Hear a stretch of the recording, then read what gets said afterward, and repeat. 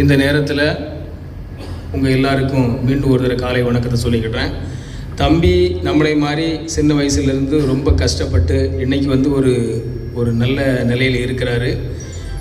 அவர் ஒரு ஃபீல்டு ஆஃபீஸராக இருந்து எந்தெந்த வகையில் கஷ்டப்பட்டார் அப்படின்னு எனக்கும் அவருக்கும் தான் தெரியும். 2000 இன்றைக்கி 26 வருஷமாக அவரோட கேரக்டர் அப்போ எப்படி இருந்தாரோ இன்றைக்கும் அதே மாதிரி தான் இருக்கார். வாழ்க்கையில் பலவிதமான கஷ்டங்களை அனுபவிச்சுட்டார்.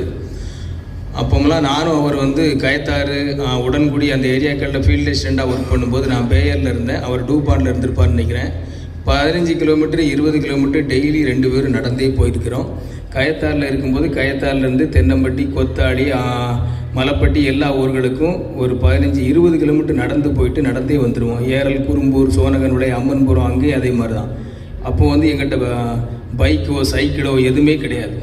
அந்த மாதிரி பேசிக்காக ரொம்ப அடிமட்டத்திலிருந்து கஷ்டப்பட்டு வந்தவர் இன்றைக்கி ஆண்டவன் புண்ணியத்தில் ஒரு நல்ல நிலையில் இருக்கிறாரு. இடையில் கடவுளோட சின்ன சின்ன இதுகளில் அவர் ஃபேமிலியில் இது நடந்துச்சு. அதையும் மீறி இன்றைக்கி இந்த மாதிரியான ஒரு இடத்துல இருக்கிறார். இன்னும் இதை விட பெரிய பெரிய இடங்களை அவர் அடையணும்னு உங்களோட சார்பாக நான் கடவுள்கிட்ட ஆண்டவன்கிட்ட வேண்டிக்கிட்டேன். அதுக்கு நம்மளை மாதிரி ஆள்வோட ஒத்துழைப்பு அவருக்கு கண்டிப்பாக இருக்கணும். அவர் நமக்கு எப்பவும் ஆதரவாக இருப்பார். நாமும் எல்லாருக்கும் அவருக்கு நல்ல ஒரு ஆதரவாக இருந்து அவரோட இதை நம்ம ஒரு பெரிய லெவலில் கொண்டு போகணுங்கிறத இந்த நேரத்தில் உங்கள்கிட்ட நான் கேட்டுக்கிறேன். நன்றி, வணக்கம்.